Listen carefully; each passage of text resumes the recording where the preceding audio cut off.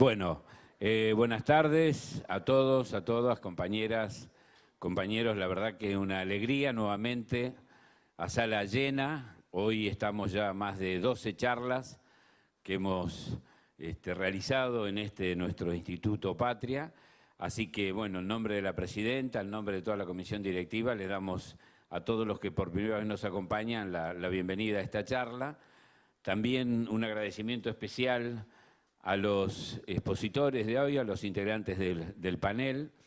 El tema, sin duda, es un tema muy apasionante, es un tema sumamente importante y que son de esas cosas que luego inciden en la vida de los argentinos y de cada uno de nosotros cuando se toman decisiones, como es esta aparente o prometida decisión del presidente Macri de incorporar a la Argentina a la Alianza del Pacífico, contrarrestando todo lo que se ha venido haciendo en los últimos años de unidad latinoamericana, Mercosur y UNASUR. Pero bueno, no me voy a extender en eso porque para eso están los panelistas que conocen, saben del tema y seguramente van a poder conversar, disertar con ustedes.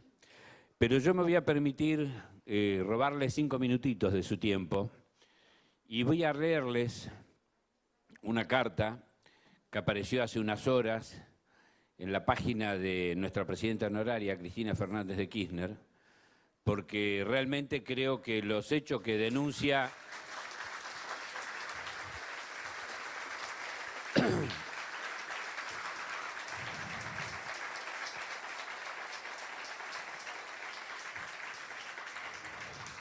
son sumamente graves y nosotros no podemos de ninguna manera estar ajenos, sin perjuicio de que seguramente muchos de ustedes la verán por los medios de internet. Yo quiero leerla porque creo que no tiene desperdicio y sirve para que comprendamos el momento actual que estamos viviendo en la Argentina. Río Gallegos. Abro mi computadora y acceso al portal de noticias de Infobae. Mi rostro aparece en primera plana bajo el título con letra catástrofe. Allanarán propiedades de una empresa de Cristina Kirchner. En la bajada, los operativos se realizarán en Río Gallegos, el Calafate y el Chantén como parte de la causa Los Sauces. Los allanamientos, como no podía ser de otra manera, los ordena Bonadío. Debo ser la única ciudadana en la historia judicial argentina que es investigada por 2 jueces federales de Comodoro Pi en forma simultánea, sobre una misma causa. Los Sauces, Sociedad Anónima.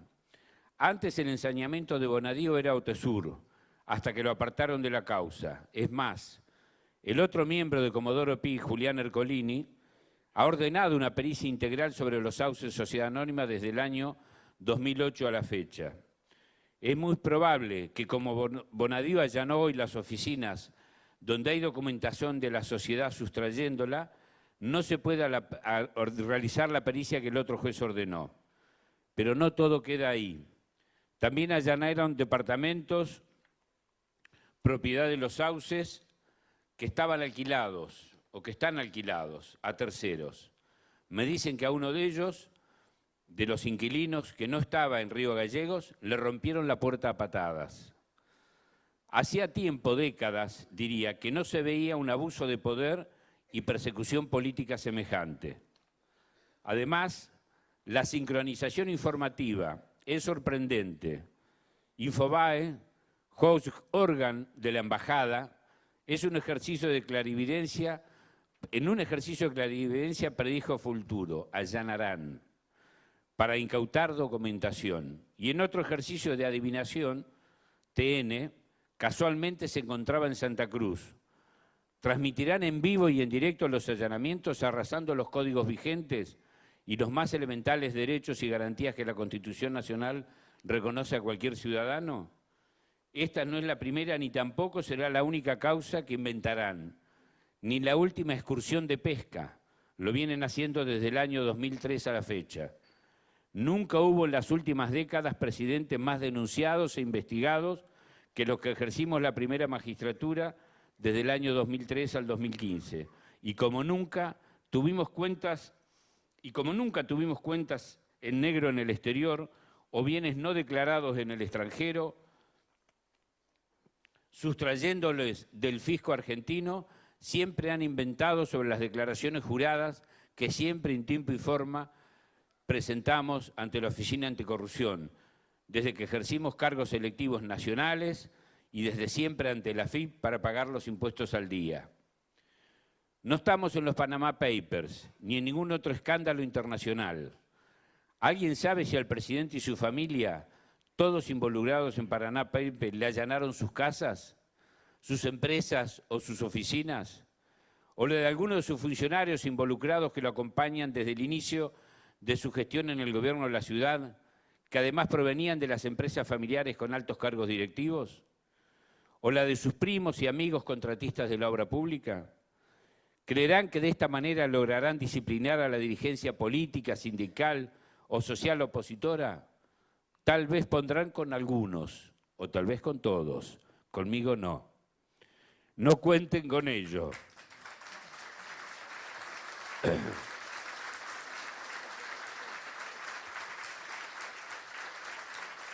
Podrán hacer 1000 allanamientos más, podrán televisarlos, podrán meterme presa, su claro objetivo. Lo que nunca van a poder tapar son las consecuencias de un plan económico que solo distribuye pobreza para los trabajadores, las clases medias y los pequeños y medianos empresarios, y subordinación nacional para todos y todas. Cristina Fernández de Kirchner, junio 30 de 2016.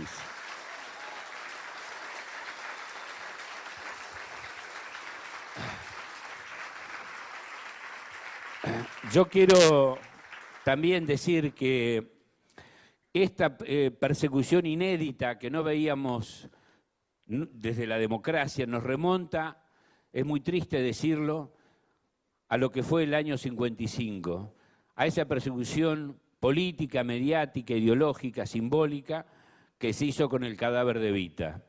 Y no estoy comparando a Evita con Cristina, de ninguna manera. Lo que sí estoy comparando a los que perseguían, a los funcionarios del 55 con los actuales funcionarios que hoy están utilizando a supuestos jueces, como ese impresentable de Bonadío, ese menemista mafioso, funcionario de Menem, devenido en juez, con la anuencia de Garabano y con el ok del presidente Macri, está llevando adelante una persecución inédita en el país como no se había realizado del año 55 hasta ahora. Los hacemos responsables, a Macri, a Garabano, a Bonadío, a todos ellos, de la seguridad personal de las familias, no solamente de la presidenta, sino de todos los miembros del gabinete. Estamos siendo hostigados, estamos siendo mirados, nos están persiguiendo, están destruyendo la democracia, están llegando a un límite desde el cual va a ser muy difícil volver. Desde acá les exigimos que paren. Esto no es democracia, esto es autoritarismo, esto es persecución. Lo están haciendo ahora con la presidenta y su familia y lo van a terminar haciendo con todos, como iniciaron con Milagro Sala. Por eso, desde este lugar, desde este espacio de debate, de discusión, de distintas ideas, lo decimos con toda claridad y le exigimos al Gobierno Nacional y a la justicia y a los medios mafiosos de comunicación, como los que menciona acá la presidenta. Paren con esta persecución. Van a terminar como terminó en el año 55, matando y fusilando gente. Son las mismas personas, son los mismos personajes. Por eso aprendan de la historia, no los lleva a ningún lado, no van a poder ocultar el desastre que están haciendo con la sociedad argentina, con la devaluación, con los tarifazos, con la baja de salario, con la desocupación, con el hambre. No lo van a poder ocultar. ¿Y saben qué? Si hoy utilizan la justicia contra la presidenta para hacer estas barbaridades que están haciendo, no sería raro que después se utilice la justicia y también la policía para patear las puertas de las casas o para reprimir, para callar a un pueblo que seguramente se va a levantar ante los desmanes y ante la tragedia en la cual están llevando al pueblo argentino en esta situación económica. Por eso, desde este humilde lugar, les reclamamos y les exigimos, por el bien de la democracia, por el bien de todos los argentinos, de los más de 40 millones de argentinos, presidente Macri, a la justicia, no a la justicia, a esos jueces, paren con la agresión, paren con la infamia, paren con la persecución. Eso los va a llevar a cosas mucho peores que ya vimos en el 55. Muchas gracias por escucharme y los dejo en este debate que lamentablemente esta charla tenemos que dar en estas circunstancias. Muchas gracias.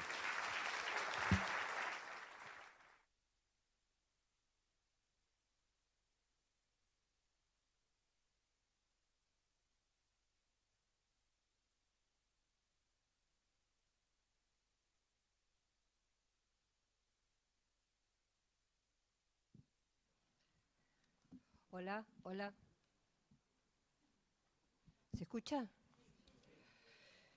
Bueno, buenas tardes.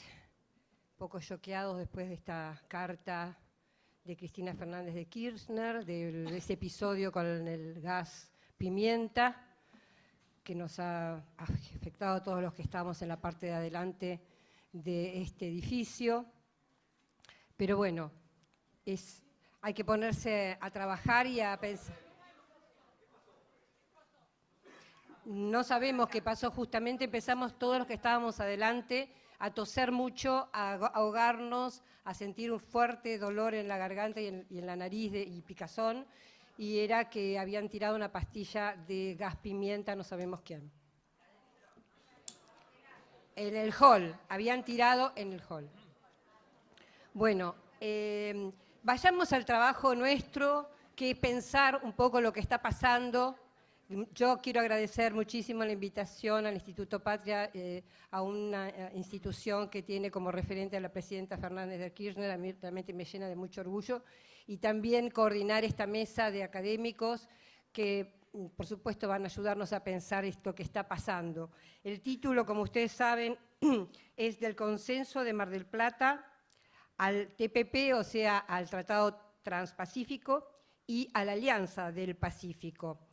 Me parece muy interesante la línea que se traza, porque yo tengo la sensación de que en realidad a veces nosotros, los periodistas por lo menos, tenemos la imposibilidad o la mala costumbre de leer fragmentariamente algunos acontecimientos. Por ejemplo, la creación de la Alianza del Pacífico, que fue en el año 2011, por idea, o lanzó la idea Alan García, y tuvo rápidamente un enorme apoyo financiero, económico y, por supuesto, mediático. Fíjense ustedes que en apenas 5 años tuvieron 11 cumbres, es decir, que hubo un desarrollo muy importante y muy rápido, por supuesto, facilitado por el contexto.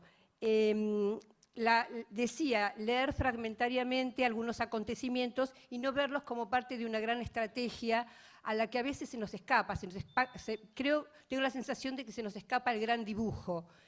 Y tal vez deberíamos tomar me parece, como referente dos acciones fallidas que tuvo Estados Unidos. La primera fue un golpe contra Hugo Chávez en el año 2002, que fue un golpe tradicional, el cual no resultó, y el otro, obviamente, tiene que ver con el no al ALCA en el año 2005.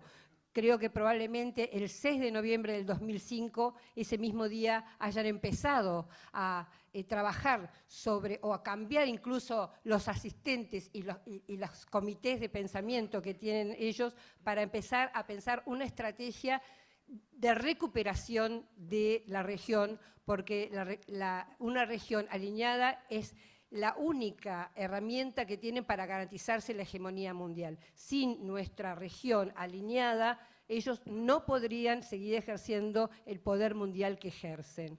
Y digo esto porque me parece que la aproximación a Cuba, que la paz en Colombia, que por supuesto la Alianza del Pacífico, son todos elementos que tienen que ver con el mismo dibujo. Incluso lo que hoy está pasando en Brasil, que no cabe la menor duda, que tiene que ver con lo que en algún momento dijo Edward Snowden, que habían no solo vigilado Petrobras, sino que también a la presidenta Dilma Rousseff con sus teléfonos particulares y a todos los miembros del gabinete. No me cabe la menor duda de que todo eso es parte de la misma situación. la CELAC y la UNASUR fueron dos herramientas que ayudaron y siguen ayudando, pero ayudaron enormemente para el avance de nuestro poder soberano, de movernos de manera autónoma. Y creo que a eso también es donde se va a apuntar en el futuro. Por eso me parece interesante pensarlo en forma global. Bueno, los expertos lo dirán, pero tengo la impresión de que el próximo paso, además de reforzar la Alianza del Pacífico, es la aniquilación del Mercosur. Hace 2 o 3 días, el presidente interino de Brasil, Michel Temer, y su canciller, José Serra, recordemos que Serra fue un hombre que se presentó varias veces como candidato a la presidencia y nunca ganó, y Michel Temer, por supuesto que accedió simplemente por ser vicepresidente, dijeron que no iban a ir a la cumbre de Mercosur, que tenía que tener lugar mañana, donde se iba a hacer el traspaso, que se hace cada 6 meses, el traspaso de la presidencia pro tempore. Esto es, la presidencia pro tempore del Mercosur se hace por orden alfabético. En este momento la tiene Uruguay. Por lo tanto, el próximo presidente era Venezuela, es decir, que el presidente Tabaré tenía que pasarle la presidencia pro tempore a Nicolás Maduro. Temer y Serra dijeron que no ellos, que están en el poder simplemente por una jugarreta del Senado brasileño, dijeron que no iban porque no querían legitimar a un presidente que no estaba legitimado. Recordemos que Manuel Maduro ganó por los votos. Y inmediatamente después se reúnen el canciller de Uruguay, Nim Noboa, y la canciller argentina, Susana Malcorra, para decir que, bueno, que este traspaso pro tempore no va a ser a nivel de presidentes, sino que va a ser a nivel de cancilleres. Es decir, Venezuela va a recibir la presidencia pro tempore, pero la va a recibir a nivel de cancilleres. Evidentemente es una manera de deslegitimar, de bajarle el precio al Mercosur y deslegitimar lo que está pasando en Venezuela.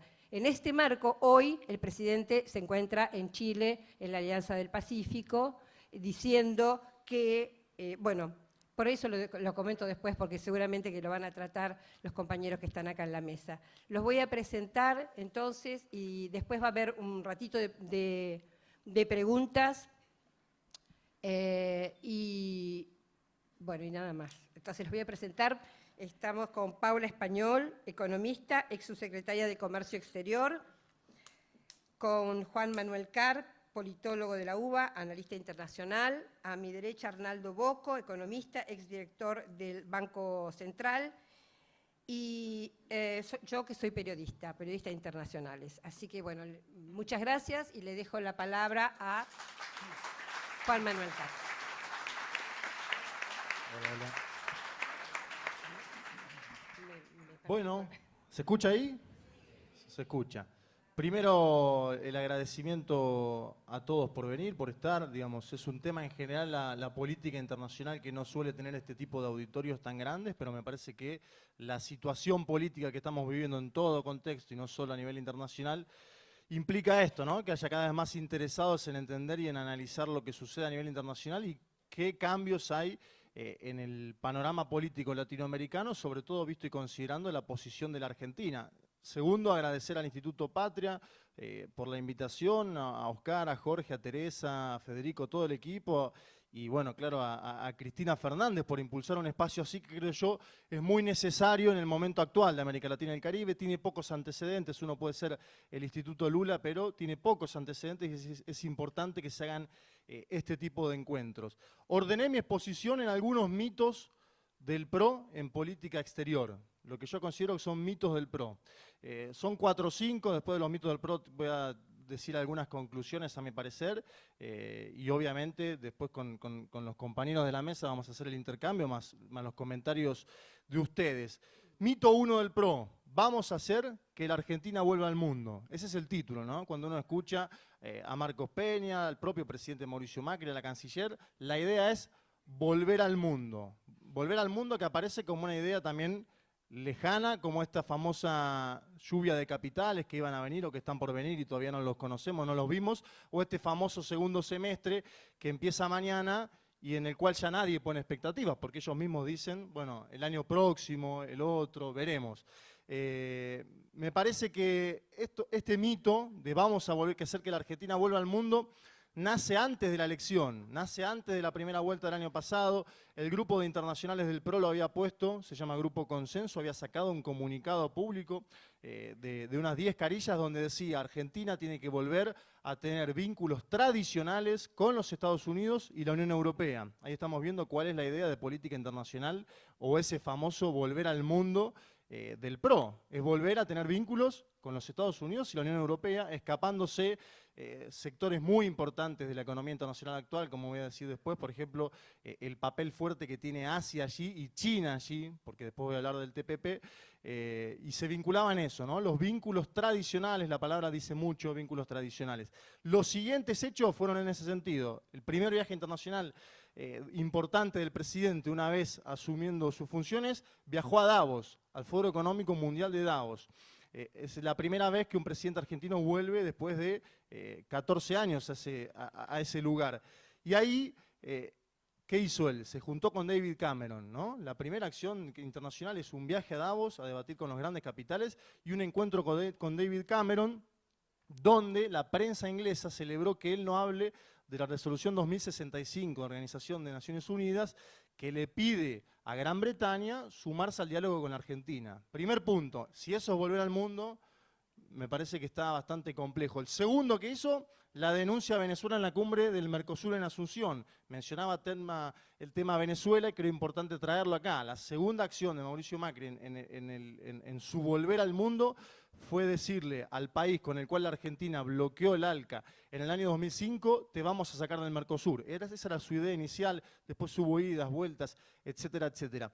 Tercer hecho, pago los fondos buitre con endeudamiento. Y las felicitaciones de Paul Singer, yo creo que eso es un hecho inédito a escala mundial, felicitaciones públicas de Paul Singer en la revista Time. Cuarto hecho, la visita de Barack Obama a la Argentina. Una visita que es la primera visita de un presidente de los Estados Unidos después del ALCA, después de decirle no al ALCA, es decir, después de George Bush, viene Barack Obama.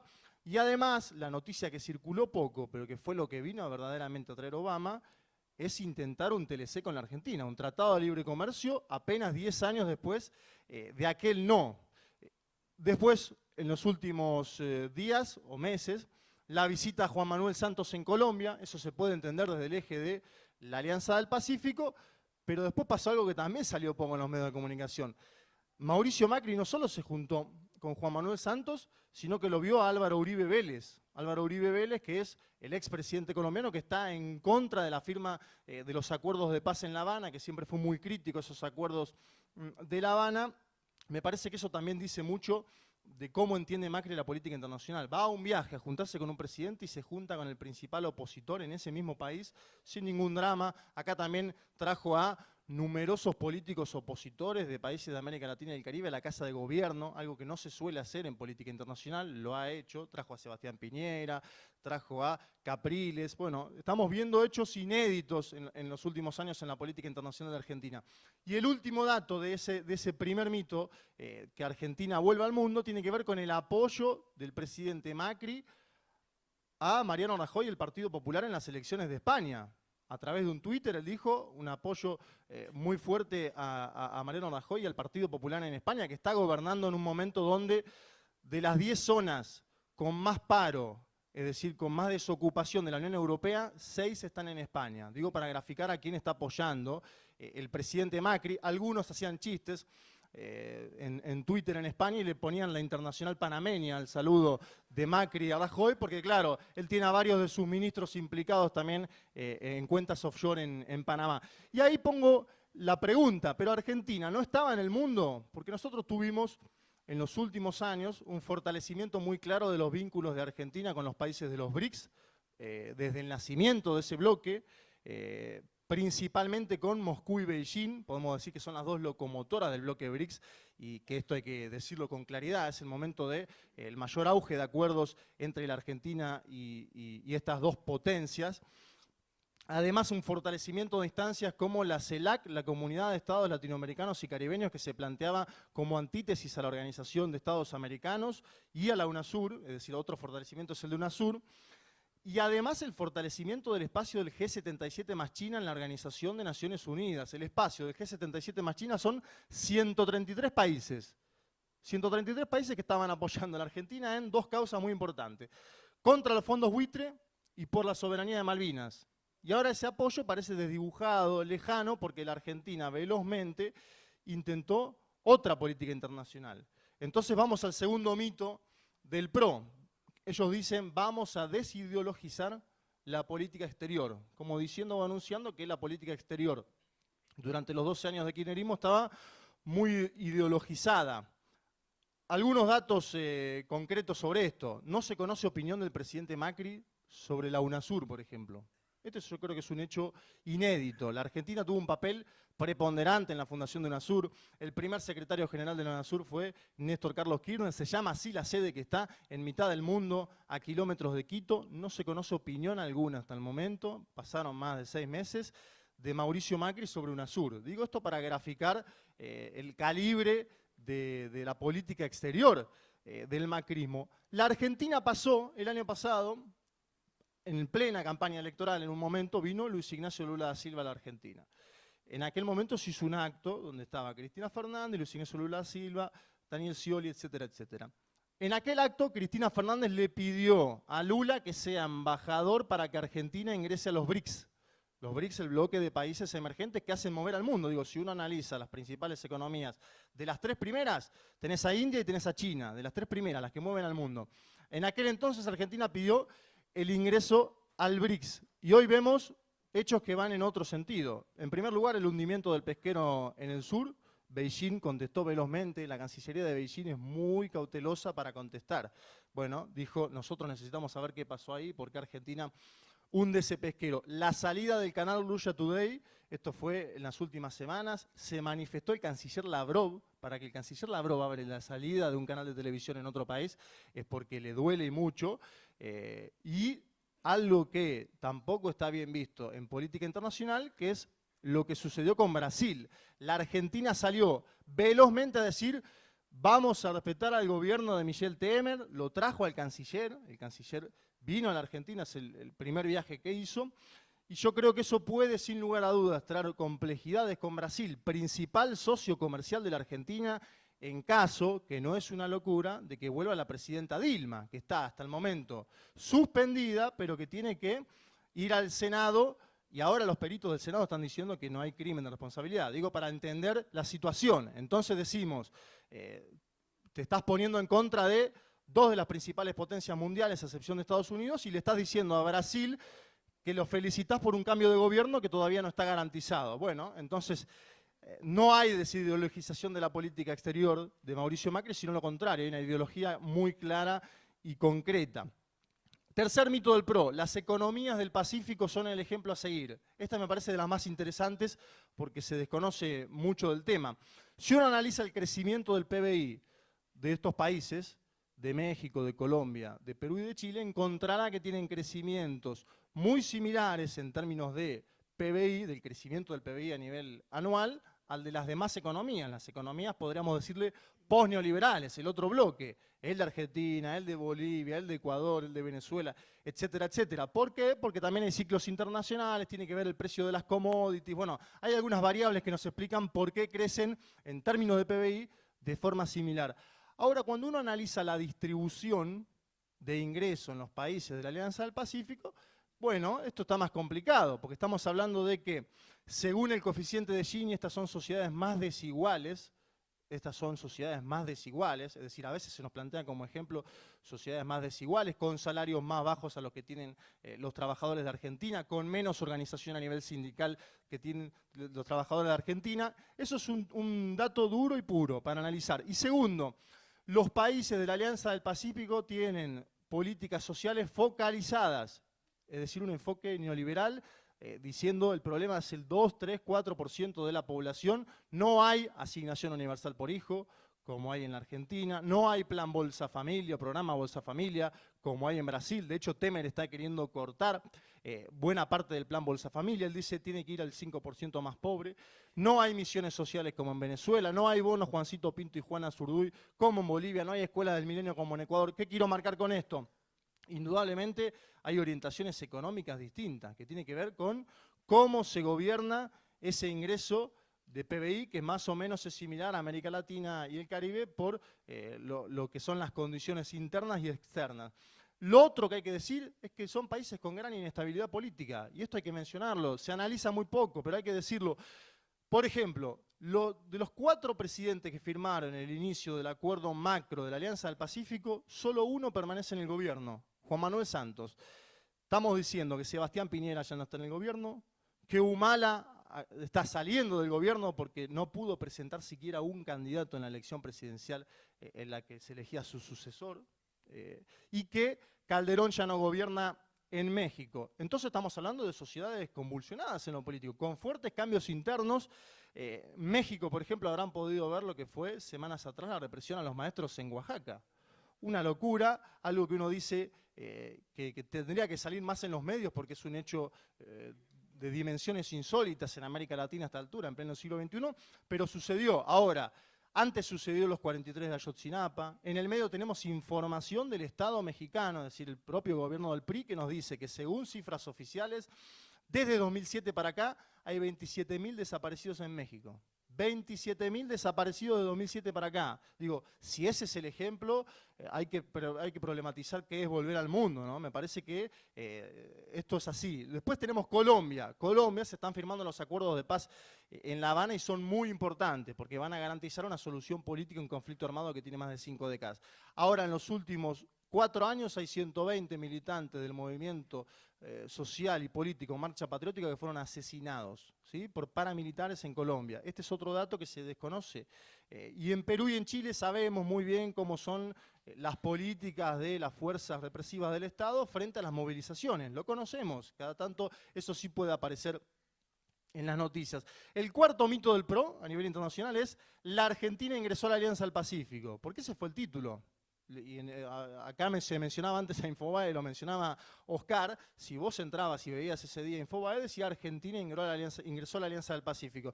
No se dice que la Alianza del Pacífico tiene 50 países observadores, que la Argentina ingresó como uno más de esos 50 países observadores. Claro, la Alianza del Pacífico son 4 miembros y tiene 50 países observadores, muchos de ellos de Europa, los Estados Unidos, Canadá, es decir, sus economías aliadas. Y tampoco se dice que para ingresar como miembro permanente, miembro pleno a la Alianza del Pacífico, la Argentina debería firmar 2 tratados de libre comercio, es decir, con la mitad de sus miembros, para pedir el ingreso pleno. Eso no se dice y se desconoce, creo que es una buena noticia porque Argentina hoy no está en condiciones de firmar esos tratados de libre comercio porque lo impide el Mercosur. La normativa del Mercosur impide que sus miembros de forma solitaria puedan acceder a firmar tratados de libre comercio con otros países. Parece paradójico, porque el Mercosur empezó en el año 1991 con un ideario más bien neoliberal, algo que fue cambiando con el tiempo, con un perfil mucho más político, que se lo dieron los presidentes Kirchner, Lula y Hugo Chávez. Pero bueno, la novedad, la noticia es que si Argentina quisiese ingresar como miembro pleno a la Alianza del Pacífico, debería firmar 2 TLC con alguno de esos países para pedir ese ingreso. Quinto mito y último, y voy a conclusiones, ya Telma me dice que tengo poquísimo, ya está. Quinto mito y último. Estados Unidos va camino a una recuperación económica y Europa también. Eso a veces se dice, lo dicen los voceros del gobierno actual. Hay 3 datos simples que quiero ver. ¿A cuánto crece Estados Unidos hoy? Al 2% anual. ¿A cuánto crece Europa hoy? Al 1,6% anual. De hecho, está en una crisis económica pronunciada que lo lleva a sacar a los migrantes a como dé lugar. Esa es la idea que tienen muchos de estos mandatarios conservadores. Y ahí termina siendo la voz más inteligente en este tema, la del Papa Francisco, que dice, ¿cómo Europa vas a hacer esto con los migrantes? ¿Qué te pasa, vieja Europa?, dice el Papa Francisco. Me parece muy interesante esa idea. Y detrás de esto está el acuerdo del TPP, que se van a meter más los compañeros ahí, pero que es un acuerdo contra China, básicamente, lo que decíamos antes. Vos estás entrando en un lugar que es la plataforma para firmar un acuerdo contra China, lo que va a ser la principal potencia económica mundial en el año 2030. Si eso no es un problema a nivel internacional, no sé qué es un problema. Me parece que es paradójico con la política que tuvo la Argentina en el 2005. Entonces, conclusiones y preguntas muy velozmente. Uno, hay ideología en la supuesta desideologización. Nos dicen que hay que ir a una desideologización porque quieren ir a una ideología más cercana a la de ellos. Eso es algo muy nítido, muy claro. En política exterior, bueno, te podés vincular con todos los países del mundo de la misma manera, como supuestamente ellos quisieran hacer, de acuerdo a su discurso.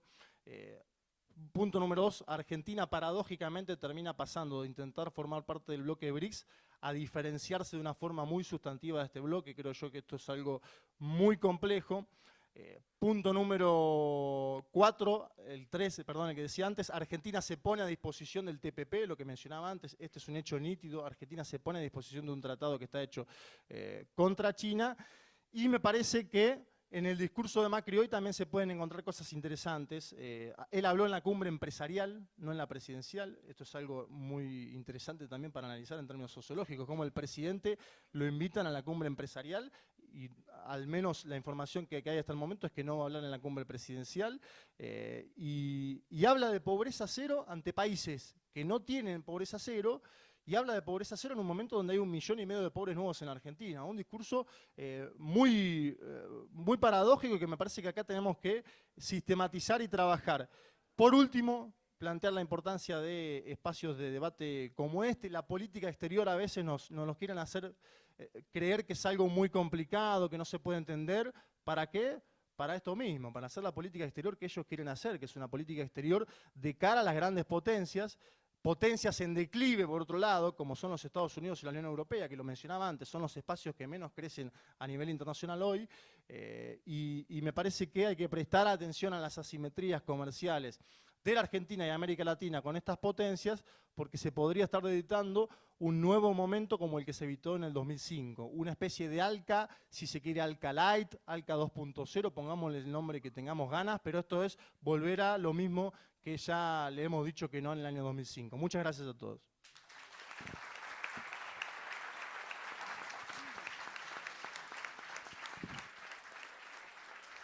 Bueno, hola. Paula Español. Bueno, buenas tardes. ¿Se escucha?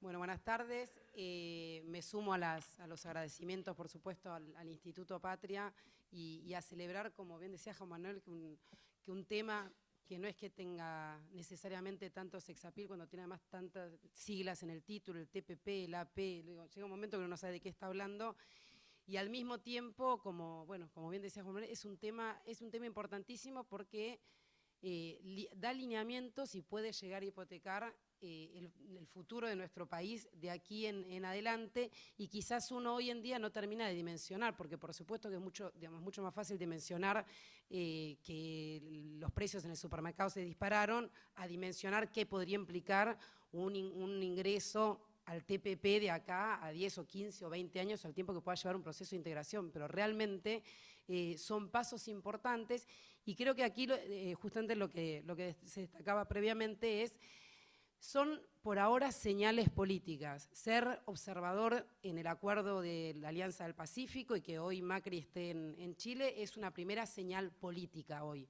Lo que me parece que es interesante es analizar cómo esta señal política se convierten en peligros económicos a mediano y largo plazo. Porque por un lado hay que tener en claro, como bien marcaba Juan Manuel, primero la Argentina no puede firmar ningún tipo de acuerdo de libre comercio sola con la Alianza del Pacífico, por lo cual tiene que hacerlo o con el Mercosur o ir por este camino. Hoy justamente cuando Macri hablaba de salir del congelamiento, parece una especie de eufemismo para de lo que también se empieza a hablar en algunos países, quieren flexibilizar el Mercosur. Flexibilizar el Mercosur es, que los países puedan hacer sus acuerdos libremente, que en definitiva es ir para atrás y es romper con el espíritu del Mercosur de tener una política comercial común y negociar acuerdos comerciales y económicos con el resto de los países de una manera conjunta y no por separado, porque una vez que se empiezan a hacer negociaciones por separados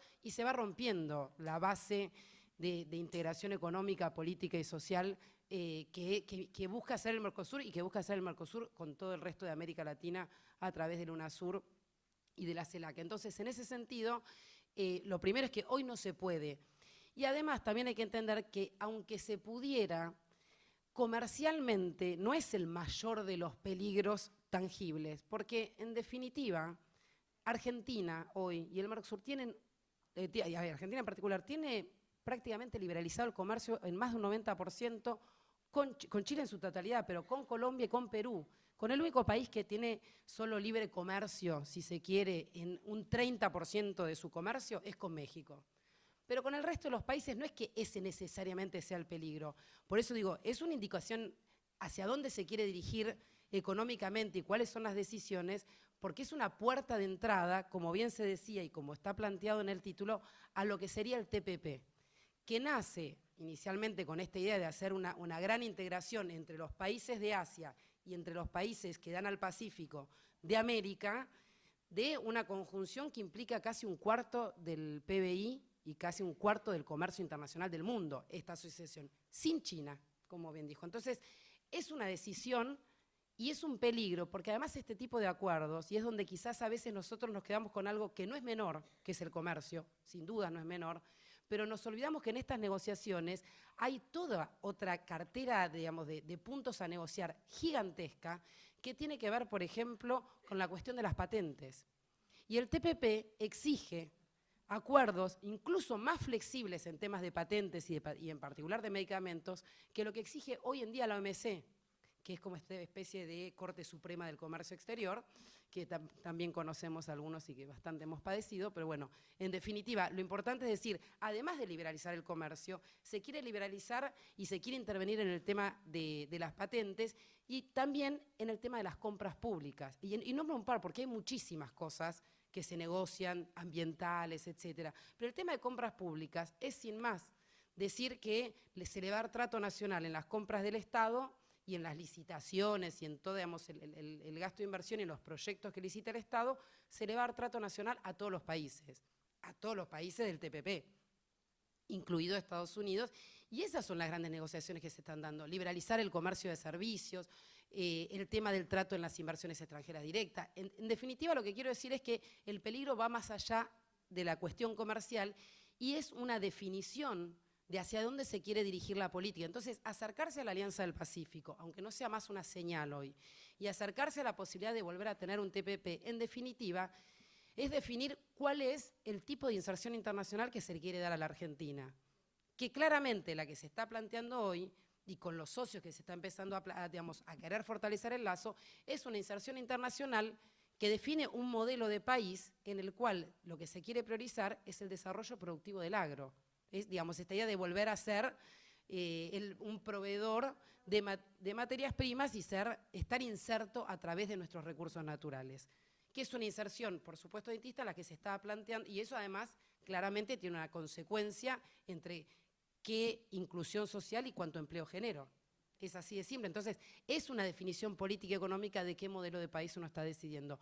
Del otro lado, cuando uno plantea qué era el modelo de crecimiento económico con inclusión social y desarrollo, es que lo que se necesitaba para llegar a eso es desarrollar, en particular, la industria, con el agro, por supuesto, pero con la industria. Entonces, ¿qué implica? Que si nosotros tenemos un agro pujante, que está muy bien, lo que queremos es nosotros ser los que producimos los agroquímicos que van al agro, los tractores que usa el agro, porque no es que esté mal tener recursos naturales. Digo, los países del norte de Europa, de Finlandia, Suecia, que tienen muchos recursos naturales y que tienen una industria forestal gigantesca, se desarrollaron gracias a que son los primeros proveedores mundiales de la maquinaria para explotar esos recursos naturales. Y la Argentina ha tenido históricamente, ha desarrollado maquinaria agrícola, ha desarrollado agroquímicos. Entonces, ¿qué es lo que vemos hoy? Y de hecho lo vemos en la actualidad. Está muy bien, el agro tuvo un cambio de precios relativos y explota la producción agropecuaria, pero los tractores en estos 5 meses se incrementaron en un 70% las importaciones. Eso quiere decir que el agro lo que está traccionando es la producción de tractores de otro país. Entonces, estas son las decisiones que se discuten cuando se ve cómo se quiere, digamos, insertar uno en el mundo, y por eso son estas señales que a mediano y largo plazo tienen un impacto muy fuerte. Entonces, esta idea de debilitar el Mercosur, digo, la cuestión institucional que nombraba recién Telma, de que no va a haber cumbre de presidentes del Mercosur, y no va a haber cumbre de presidentes del Mercosur del lado de aquellos que se llenan la boca hablando de las instituciones. Bueno, el Mercosur es una institución y tiene sus cumbres presidenciales y cada 6 meses se entrega la presidencia pro tempore con un martillito que hace así, y es todo un momento, digamos, de una celebración de seguimos avanzando en este proceso de integración con sus instituciones fortalecidas. Bueno, eso no sucedió, y además no sucede porque justamente una de las cuestiones que se va a negociar en este segundo semestre, además de la cuestión de por qué no quieren dársela a Maduro por cuestiones políticas, es porque está avanzando la negociación del Mercosur con la Unión Europea, que también se aceleró en estos 6 meses. ¿Y se acelera de qué manera? Con esta negociación que vuelve a poner en juego, porque no es que esté mal negociar con la Unión Europea un acuerdo de integración entre las dos regiones, pero uno, cuando son 4 países, negocia más fuertemente, y esa negociación es una negociación cuando uno toma y uno da, es una negociación. Ahora, si yo acepto todas las condiciones que me impone digamos, el más fuerte, que está claro quién es en esta negociación, se genera un determinado problema, y es un riesgo similar, porque también cuando se negocia con la Unión Europea, más allá de las exigencias comerciales, de que nosotros liberalicemos, siempre se pone el nombre mítico, el 90% de nuestro comercio con ellos de acá a 15 años, y que para sacarle una cuota de cerdo, de producto primario, de lácteos, hay que batallar, no se imaginan cuánto, pero entonces en esa negociación está la parte comercial y que es bastante compleja.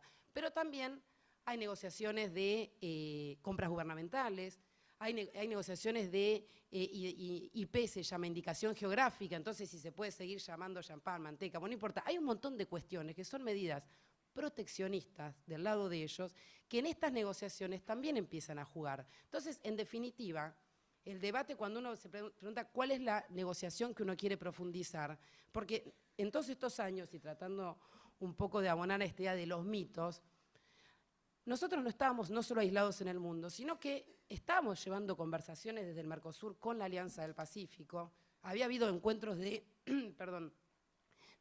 cancilleres, de cómo avanzar, de cómo acercarnos en las relaciones, porque por supuesto que los países de la Alianza del Pacífico son partes de América Latina. Entonces, no es que nosotros decíamos no queremos saber nada, más allá de que hubiera esta idea hace 4 años de mostrar qué bien que le va a la Alianza del Pacífico, cuando yo quisiera que me busquen una industria bien desarrollada en los países de Sudamérica, en estos que son de la Alianza del Pacífico, y qué malos, qué cucos, qué proteccionistas y qué estatistas intervencionistas son los del Mercosur. Y en este juego era una cuestión más mediática, pero nosotros seguíamos avanzando en este proceso de acercarnos al resto de los países.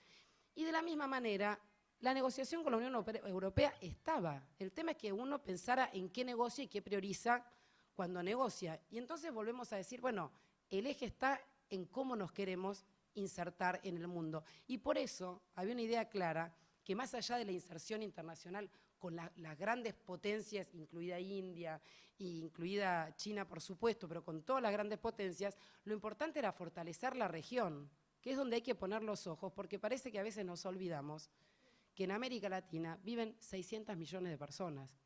Es el doble de la población de Estados Unidos, por supuesto con un PBI per cápita más bajo, pero con un PBI per cápita que había crecido muchísimo en los últimos 10 o 12 años. Y además es una región, nosotros como región en América Latina, el 80% de lo que compramos, se lo compramos afuera, y es industria. ¿Qué implica eso?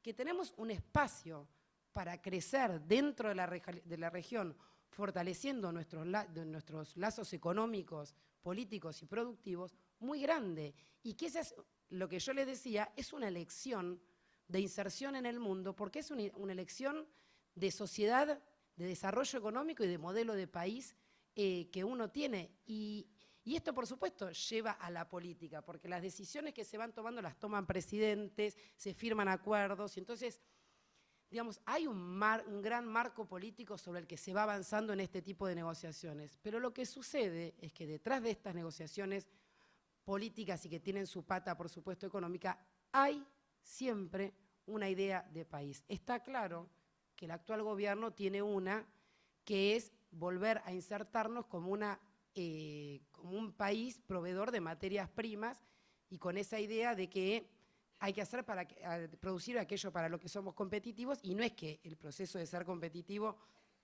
es un proceso y para eso se necesita empezar a producir, vender en el mercado interno, hacerse fuerte, venderle al país de al lado y así ir fortaleciendo y crear una capacidad productiva importante. Digo, yo siempre cuento la anécdota, y esto, digamos, tiene que ver con el proceso de integración, aunque no pareciera, porque tiene que ver con qué espíritu uno trabaja. A Japón, en los años 60, cuando presentó sus primeros autos de Toyota, le dijeron, andá, volvé, vos olvídate, esto no lo vas a hacer nunca. Sos absolutamente ineficiente y no se pueden comparar tus autos con los autos que ya tiene Europa y Estados Unidos. Dedicate a otra cosa. Yo me imagino alguno que hoy se anime a ir a decirle a Toyota, no, me parece que los autos no son lo tuyo. Entonces, ¿qué implica? Que son procesos. Ahora, esos procesos se transitan con determinadas políticas hacia adentro y con un determinado relacionamiento hacia afuera. Y es importante porque eso, por supuesto que lo lleva adelante un país, lo llevan adelante sus funcionarios, y es importante quién encabeza esos procesos y cuán claro lo tiene. Y por eso me parece, digamos, cuán claro lo tenían, por supuesto, Néstor y Cristina, pero que lo tenían claro desde el 25 de mayo del 2003. Y por eso a mí me interesa, en general, en cada una de las charlas, vuelvo al discurso de Néstor y siempre encuentro algo. Y hoy, digo, estaba revisando de nuevo, y él habla de que su objetivo de política exterior es fortalecer el Mercosur y es fortalecer su relación con todo el resto de América Latina, política, económica y comercial, y que pretende tener una relación, y que me acabo de fijar, seria, amplia y madura con Estados Unidos y con la Unión Europea. Porque, por supuesto, nadie niega que uno se tiene que relacionar con el mundo, y nosotros lo hemos hecho. Nada más que lo importante es cómo nos relacionamos, o si lo que hacemos es si nos sometemos. Y me parece que realmente, estando en el Instituto Patria, a días de festejar el bicentenario de la independencia, es importante reivindicar un gobierno y un proyecto político que quería la independencia y no la sumisión. Muchas gracias. Impresionante tu apertura.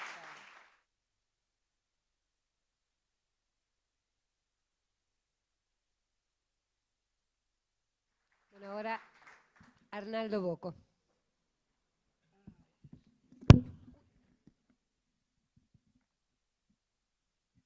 Bueno, buenas tardes. Hemos sobrevivido la dureza del gas pimienta, pero para los que empezamos nuestra vida política en los 60 hemos sobrevivido a algunas cosas más, así que tenemos la fuerza suficiente para seguir luchando pese a estas cosas que nunca son casuales. Bueno, también quiero ser parte de estos agradecimientos a la casa que nos ha recibido con este núcleo tan importante de gente que obviamente muestra que hay una enorme curiosidad y que trasciende lo nacional, porque esto alude al pensamiento latinoamericano y a seguramente los temores que todos abrigamos internamente sobre tanta vertiginosidad en los cambios que se adoptan por parte de la política del Estado en un periodo de tiempo tan corto, y también muestra que nos estamos nutriendo de herramientas para empezar a discutir en otro terreno, y es bueno que la militancia, que los sectores curiosos, que quien quiere salir a discutir en la calle, en el almacén, en el aula, sepa que este no es un tema menor, que por ser un tema internacional es un tema gravitante, y ya no solo para nuestros hijos, nuestros nietos, para nosotros, por la velocidad con que los acontecimientos ocurren. Y es interesante también señalar que el gobierno, a quien nosotros estamos criticando por sus medidas, también actúa con mucha velocidad. Y actúa con tanta velocidad y arrogancia que un ministro de Economía dice que está haciendo el trabajo sucio y no se abre una sola boca en nuestro país para señalar exactamente la gravedad de las decisiones que se adoptaron. De tal manera que espero que, si bien ha sido abrumadora la intervención de los colegas y compañeros que me anticiparon, ustedes sepan entender que es sumamente relevante en el discurso político lo que va a ocurrir de aquí en más, o al menos en la visión que tengo de lo que va a ocurrir de aquí en más. Es interesante el título que el Instituto Patria le puso a esta reunión, que le puso del ALCA, que fue un acto de independencia económica regional impulsada por tres grandes remeros que tuvo la justicia social, la acción del Estado, el pensamiento estratégico, como fueron Néstor, Chávez y Lula, y Evo, obviamente, en sus prolegómenos, y pensar que esta es una respuesta a los logros que tuvimos a partir del 2005. Es decir, la visión que tenemos de lo que transita es la visión de un conflicto que es producto de las acciones que hicimos nosotros, tanto en el gobierno como en la sociedad política, que tomó posiciones muy marcadas al decir no al tipo de desarrollo. Figúrense que en la etapa del menemismo, aunque de la alianza, la Argentina se pensó en dolarizar su sistema monetario. De tal manera que recordemos esto, porque son hechos que pueden volver con otra simbología, con otro mensaje, pero que en definitiva muestra que un gobierno está dispuesto a hacer una gran cantidad de cosas que llevan a dislates como esto, donde países, si bien pequeños como El Salvador o Ecuador, han abandonado sus monedas y hoy tienen como circulación, junto con Panamá, el dólar. Nunca más, seguramente en el plazo corto, van a poder salir de ese sistema monetario, porque es mucho más difícil salir que entrar del sistema. Y realmente son los temas que vale la pena analizar en el día de hoy. Primer punto que se deduce de las dos intervenciones magistrales que tuve antes de la mía, es que el proceso de enfoque que sigue este sistema estilizado del gobierno Cambiemos es: la Argentina es un país que debe reprimarizarse. Si uno decodifica el discurso político que utiliza el presidente, los ministros, algunos con más pudor, otros con más desenfado, gracias, uno advierte que nos están diciendo que producir granos es mucho más importante que producir máquinas. El primer punto que debatimos, tanto en la política interna como en la internacional. Y es un punto no menor, porque la Argentina, produciendo granos, yo tengo mis dudas, dicen que le da de comer a 300 millones en el mundo. Pero produciendo máquina tenemos la certeza que a la corta o a la larga le damos de comer a 44 millones de argentinos. Y eso no es un tema menor.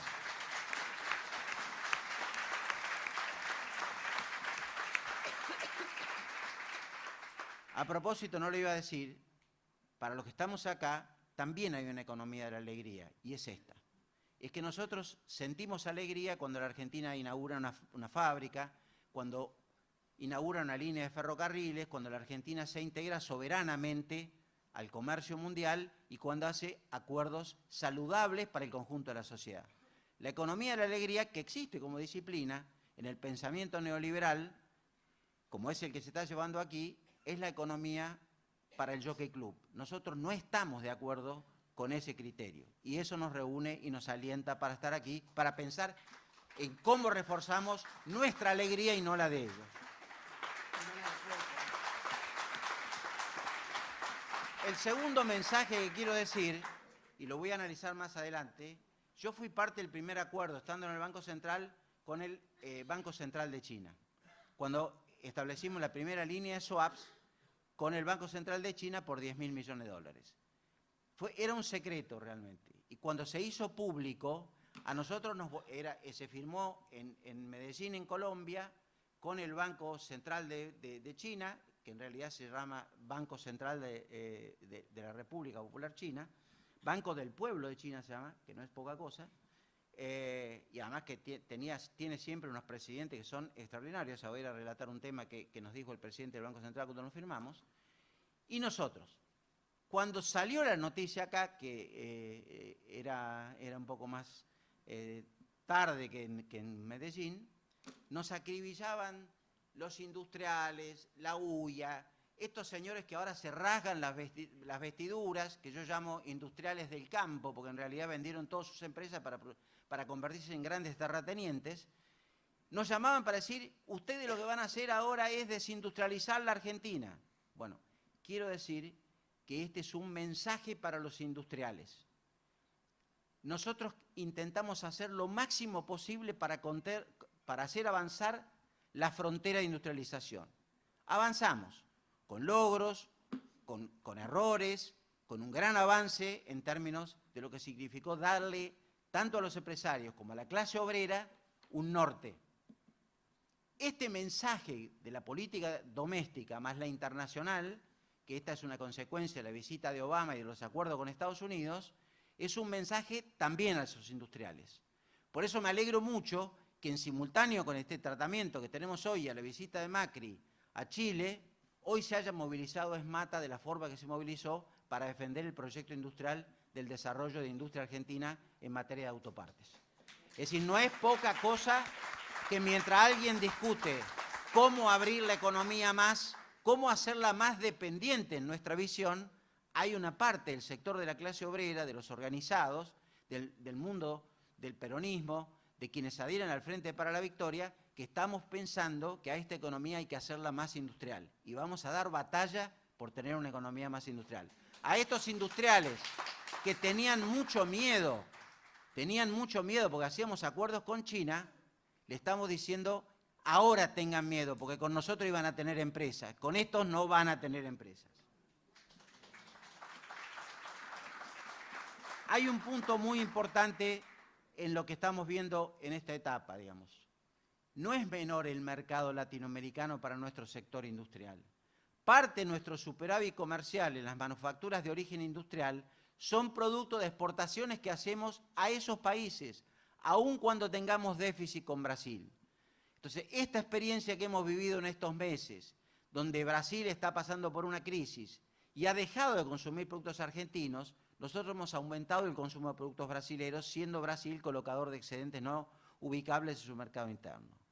Entonces, junto con derrumbar el Mercosur, quieren derrumbar un proyecto de acción colectiva en donde avanzábamos con UNASUR a otro lado. No solo estábamos pensando en la industria, estábamos pensando en la integración del sistema energético, que es la base de la construcción de la sociedad moderna para los próximos 50 años. Cuando Chávez planteó el gasoducto como un punto nodal, planteó el Banco del Sur, cuando planteó una serie de temas centrales con Néstor, y se empezó a discutir la plataforma de la integración en el sistema de la infraestructura latinoamericana, y coincidir todos en ese punto para que el financiamiento internacional nos dotara de la máxima independencia en el uso de la energía y el desarrollo de la infraestructura, necesitaba un paraguas institucional y no alcanzaba con el Mercosur. Macri viene para desarmar todo eso, porque quiere importar energía, no producirla localmente y llegar al autoabastecimiento. Otro punto importante que Paula hizo mención recién fue el tema del Estado. Quiero señalar un ejemplo. Las licitaciones del Estado son muy relevantes a la hora de la protección arancelaria que tenemos para la industria local y para la industria del Mercosur. Hay sectores que los grandes conglomerados internacionales, proveedores de determinado tipo de productos muy sofisticados, llámese papel para emitir monedas, billetes, la propia moneda que circula en la Argentina, nunca ninguna empresa que no sea del Mercosur o Argentina ganó una sola licitación. Son licitaciones sofisticadas, de altísimo costo, pequeñas, pero de gran valor. Entonces, Corea, Francia, Alemania, Croacia, siempre licitaban con sus empresas privadas para ganar las licitaciones que hacíamos en el Banco Central y nunca pudieron ganar una sola licitación porque el 35% de arancel que tenían que pagar las descolocaba. Quiero decir con esto que así como hay este ejemplo, que quiero que ustedes visualicen la importancia de la protección, se hace extensivo a otros aspectos, y en particular a uno que en mi lectura fue uno de los temas importantes en donde Macri entregó el Estado en la visita de Obama. La reforma del Estado dejó que ideológicamente la maneje Estados Unidos, que es toda la provisión de sistemas informáticos, toda la provisión de la tecnología para las comunicaciones internacionales, no solo las telecomunicaciones, sino las comunicaciones, y todos los sistemas de inteligencia internacional manejados por estos carriles.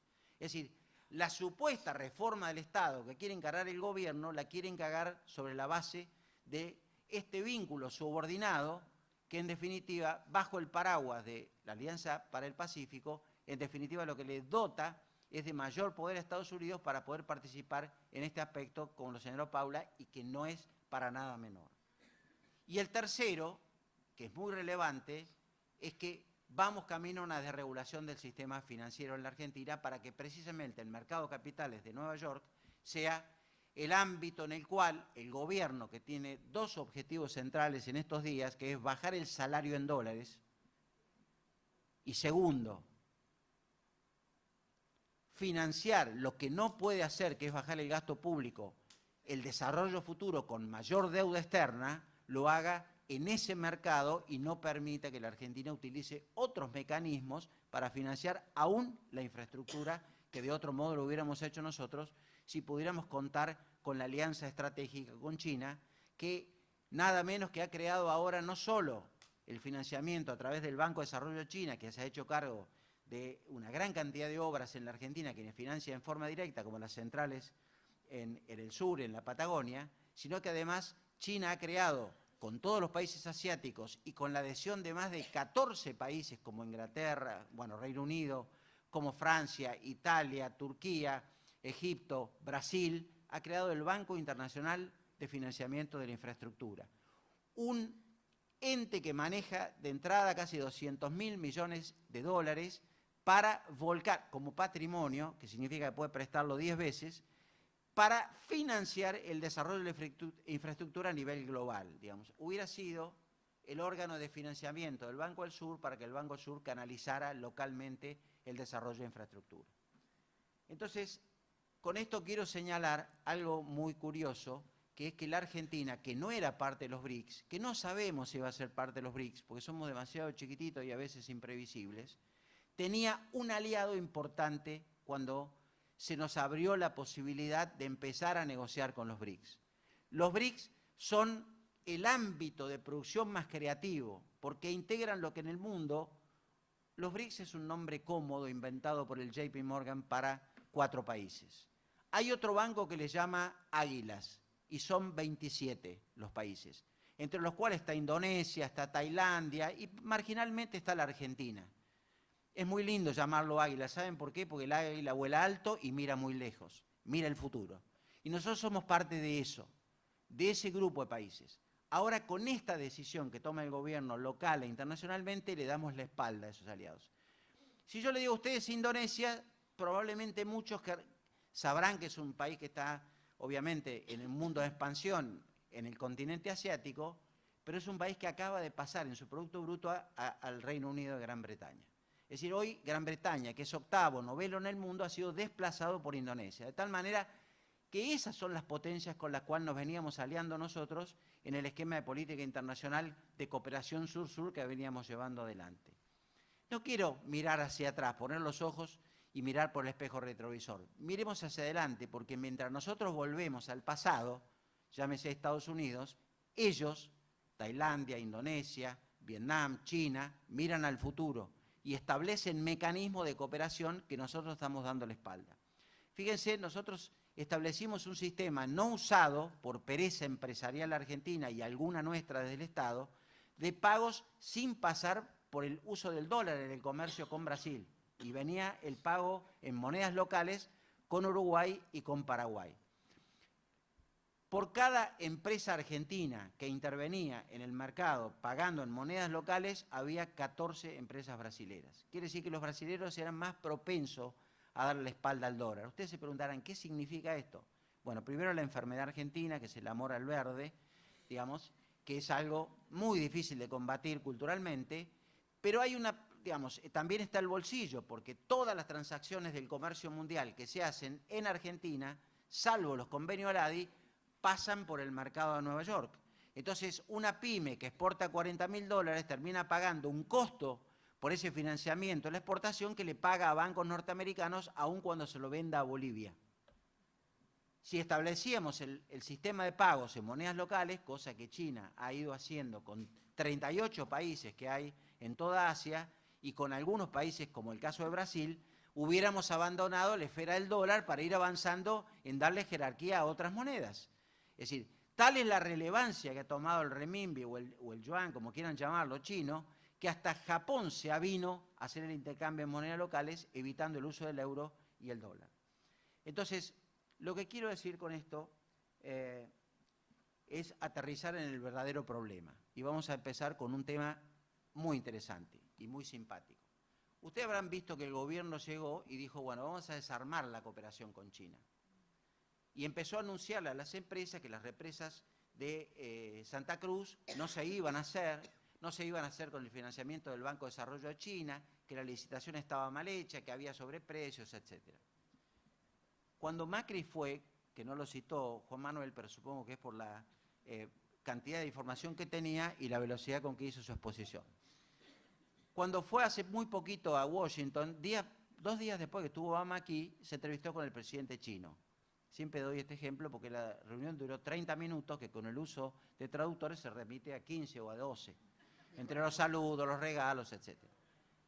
El presidente chino usó una sola frase, le dijo, mire, yo le quiero notificar que nosotros tenemos una cláusula de cross default. Si usted reniega de nuestro financiamiento, nosotros nos vamos a llevar el financiamiento. Pero con el financiamiento nos vamos a llevar las reservas del Banco Central, nos vamos a llevar toda la plata que tenemos en Argentina, porque se caen en default todas nuestras inversiones, por una que ustedes dejen. Quiero decir con esto, el presidente fue a China y no leyó los contratos que la Argentina tiene firmados con el país que se entrevistaba.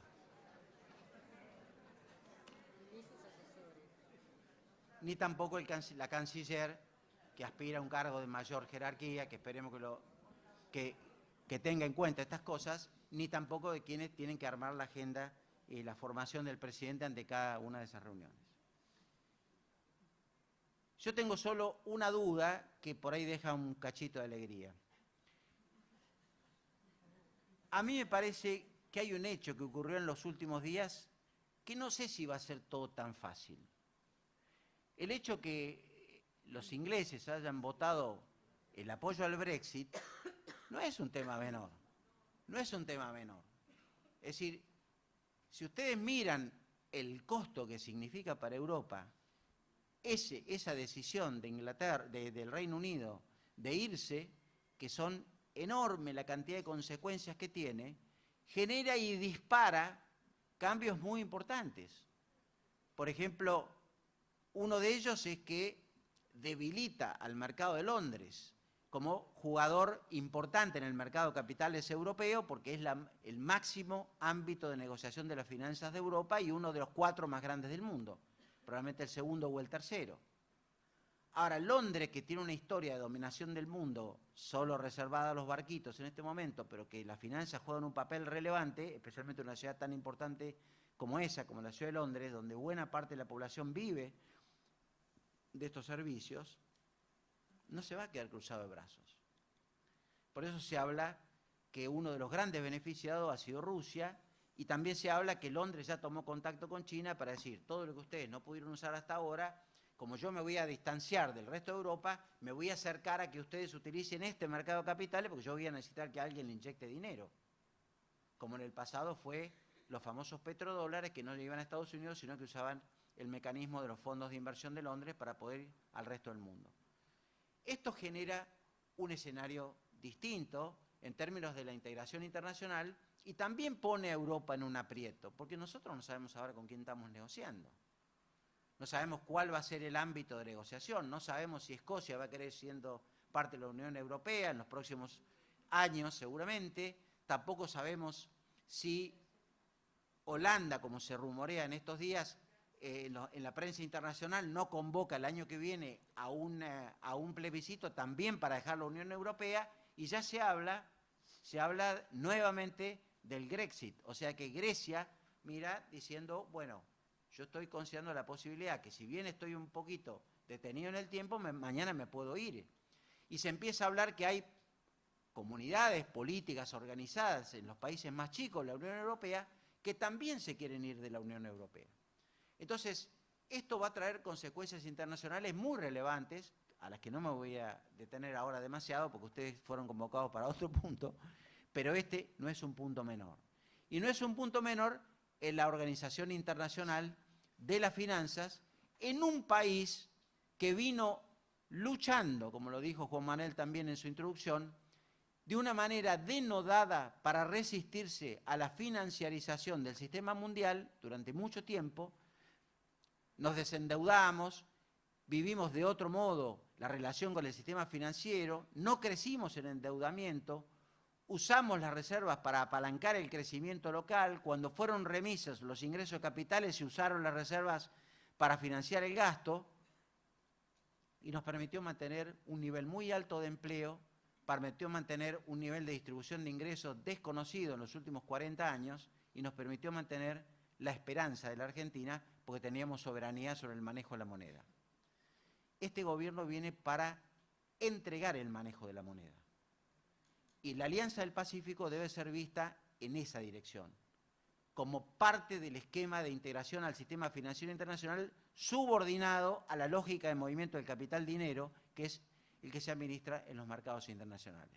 No quiero poner el componente Donald Trump, ni tampoco decir lo que opino de cómo van a ser las elecciones, pero imagínense un mundo en donde Estados Unidos es gobernado por Donald Trump. Entonces, por eso me permite ser optimista para lo siguiente, y no solo para los que estamos en la mesa, sino también para los que están del otro lado de la mesa. Porque algunos tienen micrófono, otro tiene horas en la calle, hablando con gente, hay gente que da clases. Este mundo es para dar una batalla cultural el que estamos viviendo en la Argentina. Y la batalla cultural es casi como la batalla de la democracia durante la dictadura militar. Porque lo que tenemos enfrente es casi lo mismo, nada más que en lugar de los abuelos están los nietos en el gobierno. Y este es el gran desafío que tenemos. Nosotros tenemos que construir un discurso propio de soberanía nacional, de vuelta a plantearnos los grandes temas nacionales, porque tenemos que defender esa felicidad que el pueblo añora tener y que con el paso del tiempo, si no nos plantamos muy fuerte, probablemente la pierda. Entonces agradezco a esta casa que nos permita transmitir estas ideas y los invito a que sigamos trabajando por este pueblo que nosotros defendimos de una manera muy distinta. Gracias.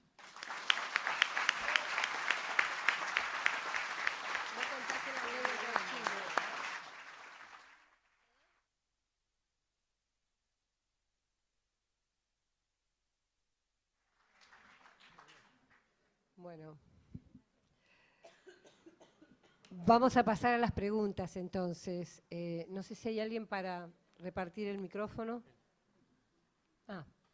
Bueno, podemos hacer 2 o 3 preguntas juntas y después las van respondiendo acá desde la mesa. A ver, levanten la mano los que quieran hacer.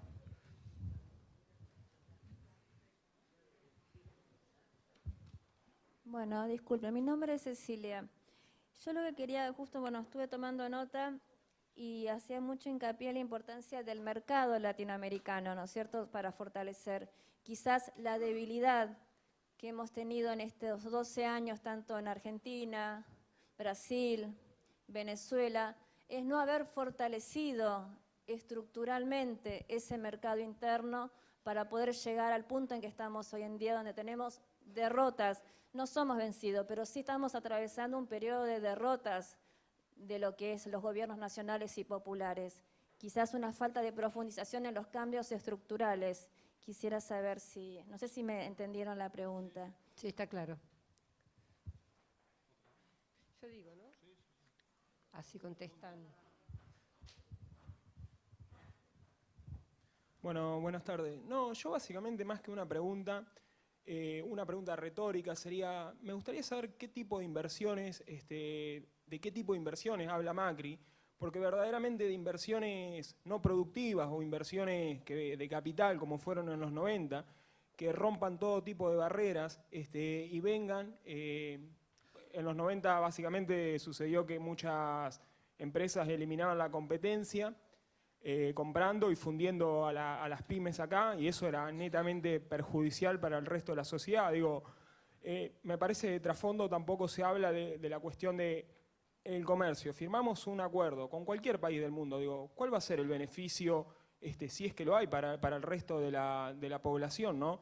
Eso me parece que es extremadamente importante, en qué forma los relacionamos y en qué forma va a afectar al resto de la población, ¿no? Porque creo que durante el periodo pasado, entiéndase los 90, esa apertura al comercio, digo, lo generó inestabilidad, no fue, digo, netamente atractivo para el resto de la población y bueno, vimos que en el periodo, digo, 2003, en el cual el país empezó a crecer, tuvo un desarrollo, una burguesía incipiente, pero bueno, hubo un desarrollo, entiendo, industrial, digo, hubo trabajo, hubo empleo, hubo un desarrollo, se empezó a ver actividades concatenadas.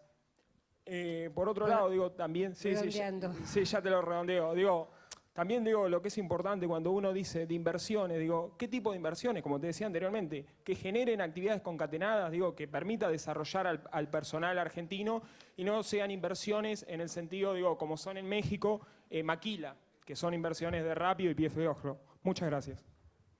Bueno, una más. Bueno, yo formo parte de los argentinos que estamos en el exterior, da la casualidad que somos varios y queremos agradecer porque además vamos a pedir una reunión. Nosotros queremos ayudar, estamos muy desesperados los que estamos afuera por lo que está pasando en el país y creemos que este es un buen punto no solo para reunirse, sino para avanzar. ¿Cómo podemos colaborar? Queremos y creemos que debe haber acciones diferentes en todos lados. En el resto del mundo ya hay gente en Bélgica, hay gente en Francia, en España, gente que se está reuniendo, que vamos a hacer congresos, pero aparte de congresos queremos acción. Queremos saber cómo colaboramos, cómo salimos, diferentes formas de lucha que puedan realizarse, que sean mínimas, cortas, como sea.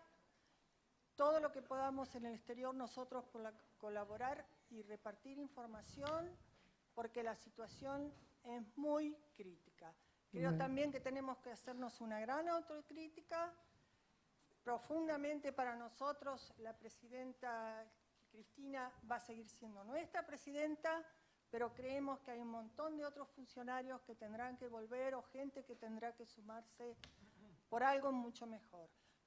Es cierto que hemos sido derrotados, pero tenemos que pensar en cómo salir de esto. Bueno, creo que esa pregunta la tiene que contestar alguien del Instituto Patria, ¿no? Sí. Alguien del Instituto Patria tiene que contestar esta última pregunta, pero bueno, vamos a empezar por las que ya hicieron. Inversiones y fortalecimiento del mercado interno. El comercio mundial. Hola, hola. Hacemos el mismo orden que antes, entonces. Primero, si se fortaleció o no se fortaleció el mercado interno en los países de América Latina en los últimos 15 años.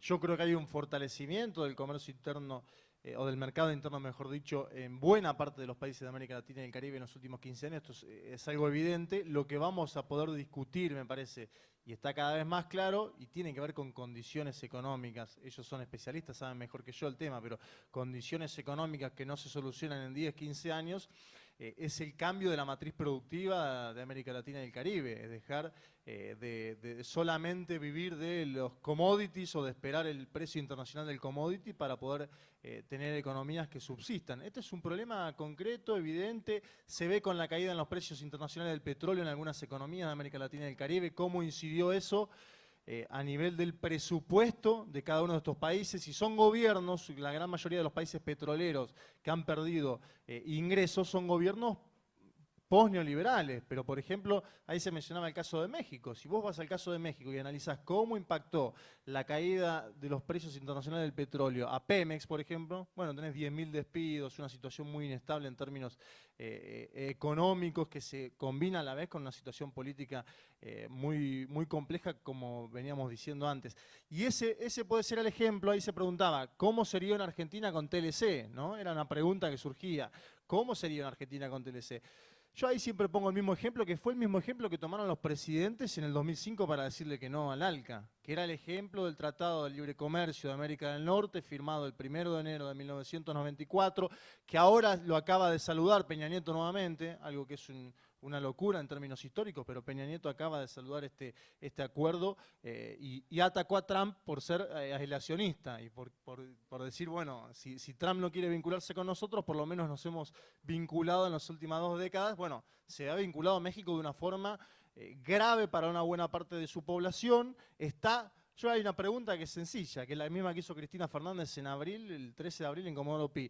¿Ustedes están en mejores o peores condiciones que el 10 de diciembre? Y con México hay que preguntarse lo mismo. ¿México hoy está en mejores condiciones que en la década del 80 o en mejores condiciones que el 1 de enero de 1994? Y yo creo que está en peores condiciones económicas, o al menos buena parte de su población, que es lo que nos interesa a nosotros. Entonces, cuando hablamos de Tratado de Libre Comercio, cuando hablamos de asimetrías comerciales, tenemos que ver también quiénes son los ganadores y quiénes son los perdedores. Porque digo, algunas de las industrias automotrices mexicanas posiblemente hayan ganado con el acuerdo del Tratado de Libre Comercio en América del Norte. Pero, indudablemente, este es un modelo económico que ha dejado a una gran parte de la población afuera del mercado interno, afuera de las condiciones materiales mínimas de supervivencia, y estamos viendo ese ejemplo en buena parte de los países de la Alianza del Pacífico. Por eso creo yo que hay que discutir ese modelo económico y que es importante este tipo de charlas. Yo voy a agregar una cosita con respecto a esto que decía Carl, porque, bueno, hubo ahora una reunión justamente del NAFTA en el norte, y México es sabido lo que ha sufrido el cierre de las pymes, el hecho ya solo que haya tenido que importar maíz para hacer sus tortillas ya es un ejemplo de lo que significó este acuerdo para el NAFTA. Pero lo que quería agregar era que en Canadá se hizo una encuesta, y de esta encuesta salió que solo 1 de cada 4 canadienses está satisfecho con el resultado que dio el NAFTA. O sea que Canadá también ya empieza a darse cuenta de lo que significó este acuerdo.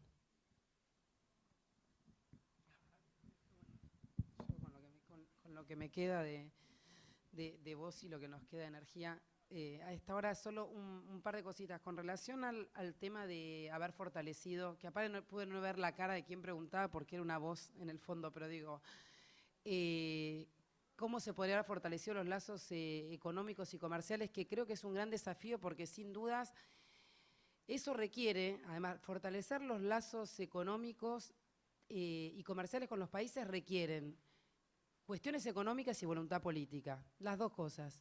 En general, y de hecho, si uno piensa en el surgimiento de la Unión Europea hoy, cuando nace fue más una voluntad política que económica, que era que se dejen matar los franceses con los alemanes, y la integración comercial que tienen hoy en día se fue construyendo a lo largo de los años, iniciando con una cuestión política fuerte. Entonces, sostener procesos de integración largo ayudan a poder fortalecer los lazos comerciales, porque los lazos comerciales, una vez que además está dada esta condición política, por supuesto que requieren, como se decía, una capacidad de producción interna, de poder tener los tractores para venderle los autos o los bienes que querramos nosotros poder comerciar con alto valor agregado, o los satélites, ¿sí? O los guardapolvos. O sea, es muy variado los bienes que uno podría, pero eso hay que generar una estructura productiva que lo pueda hacer. Y cuando uno tiene cada vez más valor agregado sobre inversiones muy grandes, la otra pata a desarrollar, y que no es menor, es poder tener el financiamiento, porque muchas veces hemos perdido determinadas ventas importantes con otros países porque nosotros no podíamos dar las mismas condiciones de financiamiento que pueden dar las grandes potencias. Entonces, estas son construcciones que llevan mucho tiempo, que por supuesto no llevan ni 5 ni 10 años. El Tratado de Roma, si yo no me equivoco, de la Unión Europea, es del año 59, creo. Estamos hablando allá de a lo lejos. Entonces, y tardaron décadas y además son un continente que tiene una historia común de guerras también, bastante larga, pero con esto, quiero resaltar dos cuestiones. Es que no es que porque no hicimos la económica iba a llegar la política. La integración económica requiere una integración política sostenida y después requiere que haya proyectos en cada uno de los países, como nosotros estábamos llevando adelante, de fortalecer un entramado productivo que pueda, proveer y se pueda fortalecer este intercambio de productos y de bienes.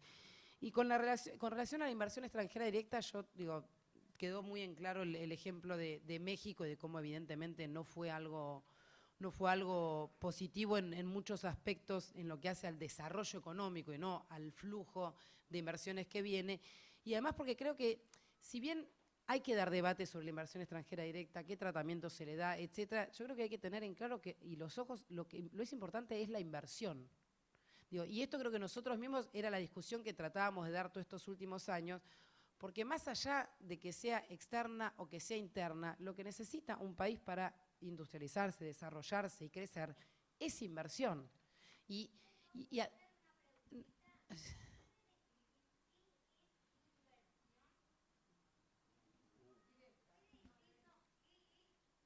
Inversión, digo, sacando la financiera, que es tener una rentabilidad por tener una inversión en el mercado financiero, en la economía real, es poner una fábrica, es comprar una máquina nueva.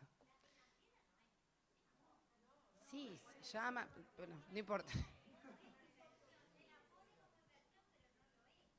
Bueno, lo que pasa es que se supone que la inversión tiene un objetivo de tener un capital y multiplicarlo. Entonces, si hay uno que multiplica, no sé, los panes, otros multiplican con las finanzas y otros multiplican con las máquinas. Es cuestión de multiplicar eso. Uno invierte y después saca más. Invierte más, saca menos.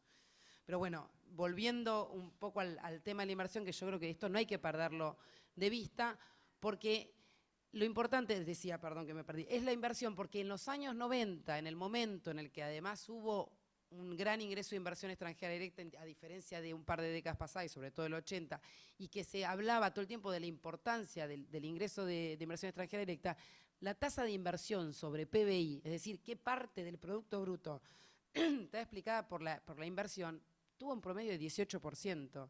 Y en los 12 años del kirchnerismo, en la cual se la pasaron diciendo que éramos el cuco de las inversiones, que las empresas no querían invertir y que había que ser, y que la seguridad jurídica, etcétera, etcétera, tuvimos un promedio de 22% de inversión sobre el PBI e incluso llegamos a tener un pico de 24%. Entonces, en los momentos en los que nosotros éramos los ogros mayores.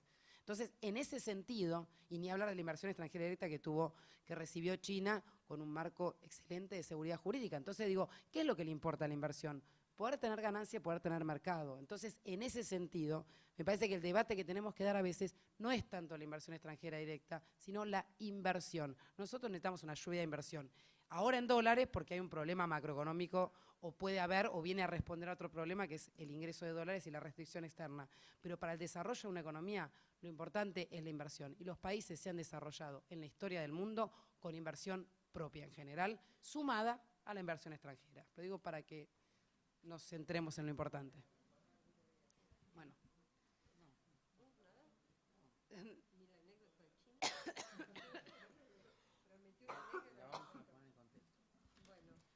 A ver, ¿hay más preguntas?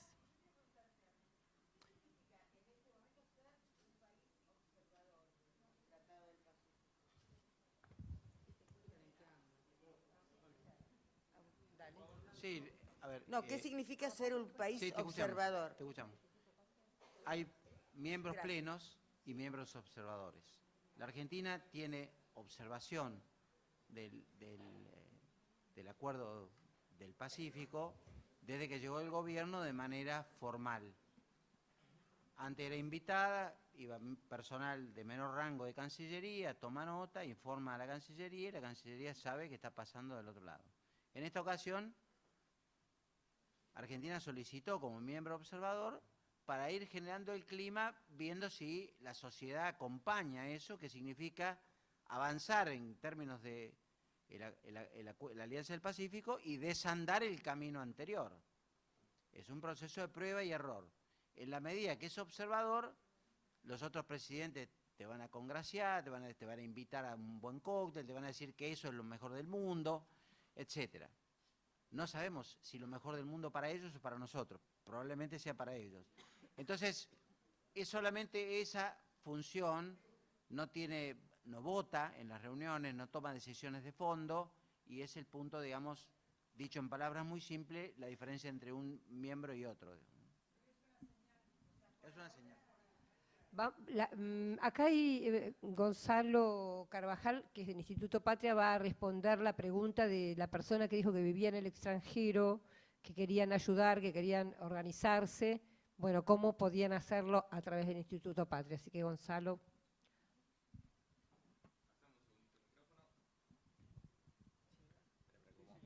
Bueno, buenas noches. ¿Se escucha ahí? Sí. Nosotros tenemos múltiples vías de contacto, ¿sí? Paso a detallar. Primero, la semana que viene va a estar online una página web, ¿sí? En donde la van a poder ver en www.institutopatria.com.ar, institutopatria.org.ar. Pero la semana que viene, así que si hoy se meten no va a haber nada. Después tenemos el YouTube. En YouTube, a través de esa cámara, estamos transmitiendo todas las charlas y las actividades que se hacen acá. Van en vivo, es decir, que en este momento estoy saliendo yo, y después quedan colgadas, o sea que cualquiera las puede ver. A su vez eso lo promovemos desde la cuenta de Twitter, yo lo digo porque hay de todo en las redes sociales, ¿sí? De la cuenta de Twitter, que es @inst_patriaar. Repito a ver si alguno quiere tomar nota. ¿Se usa Twitter acá en esta sala? Sí, se usa. @inst_patriaar. Facebook, debe ser un poco más popular, ¿no? Mucho más popular, sí señor. Facebook. Bueno, el Facebook es más fácil. Es Instituto Patriaar.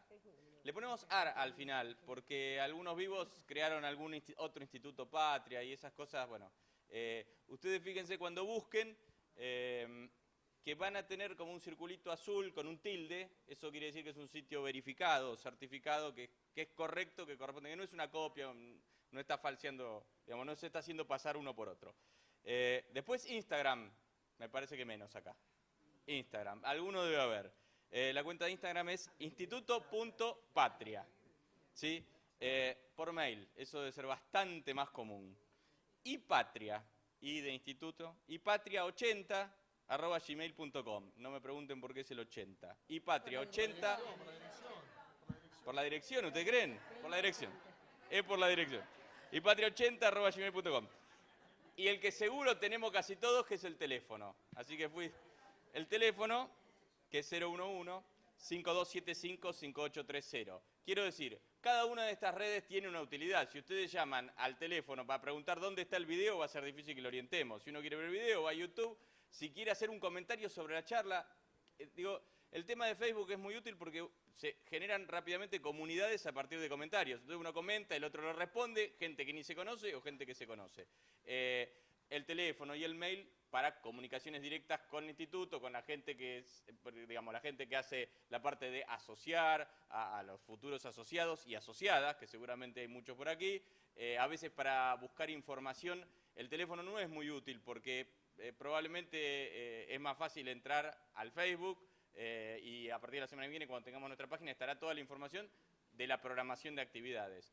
Lo que habitualmente tenemos los días jueves a las 18 es fijo, tenemos una actividad, no les puedo decir cuál es la de la semana que viene porque estábamos definiendo ahora, faltaba que confirmara una de las personas invitadas, entonces la semana que enseguida, en cuanto lo sabemos, lo comunicamos.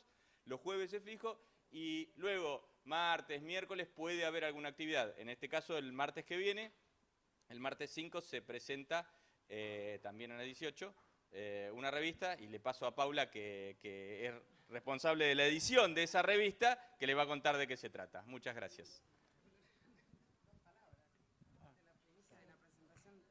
Bueno, es que acabamos de definir hace un ratito que era el martes que viene, así que brevemente el martes va a haber una presentación de una revista digital que se llama Independencias, que se edita desde el Instituto Patria, con muchas voces, en la cual en este número, que es por el Bicentenario, las primeras reflexiones que se editan están vinculadas a la idea de independencia y al Bicentenario en sí mismo y qué implica ser independiente como país y como nación desde una mirada económica, política, social, de la cultura, de la justicia, del arte, o sea, todos estos elementos hacen a que se entiende como independencia, cómo se ejecuta. Y de todos modos el espacio de la revista, a lo cual después apenas lo lancemos van a estar invitados a ver, van a ser artículos breves con información interesante que nos permitan debatir sobre temas fundamentalmente para pensar el futuro. Digo, por más que estemos en el Bicentenario, no es una revista que mira al pasado, es una revista, por más que sea en base a la historia, es porque mira al futuro y porque lo que necesitamos es reflexionar, debatir, tener datos concretos para que nos den las herramientas necesarias para que volver no sea solo un canto, sino que sea una realidad efectiva. Así que de eso se trata.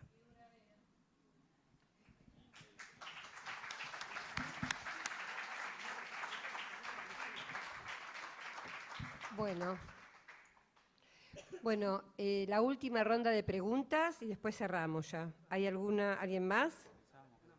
Ah, no. Bueno, no se vayan todavía entonces. No, vamos a cerrar acá, vamos a dar una conclusión. Le voy a pedir a Arnaldo Boca que dé una conclusión y después ya cerramos este encuentro de hoy.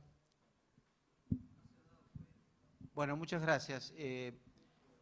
Es bueno que queden preguntas porque ustedes van a seguir viniendo aquí y seguramente van a seguir haciendo preguntas. Paula me preguntó recién, también a mí, ¿por qué no diste el ejemplo? Y con el ejemplo que voy a relatar de cuando firmamos el swap con China, creo que es la conclusión de lo que es la Argentina, del potencial de la Argentina. Cuando firmamos, a mí me sorprendió mucho intelectualmente el presidente del Banco Central de China y fue una cosa protocolar. La sala era como esta y éramos 4 personas sentadas en el centro, digamos, de la sala, 4 o 5, y un fotógrafo. Cuando firmamos, era todo frío, el tipo agarra y corre los papeles así y dice, bueno, ahora hablemos en serio. Yo pensaba, 10.000 palos verdes, ¿no es serio? Dice, ¿por qué ustedes no se exportan soja? Bueno, porque la Argentina, ustedes compran soja. No, dice, nosotros queremos otra cosa de la Argentina. Queremos ingeniería, queremos producción de bienes de capital para el sector agrícola, cambiar la lógica productiva, ver cómo combatimos el uso de malas calidades de agua en el riego de nuestros productos agrícolas, genética. Queremos que vengan los ingenieros a enseñarnos cómo trabajar, porque somos un país campesino. Entonces, cuando uno siente que hay esas cosas en el mundo, siente futuro. Y hoy discutimos cómo evitarnos volver al pasado. Gracias.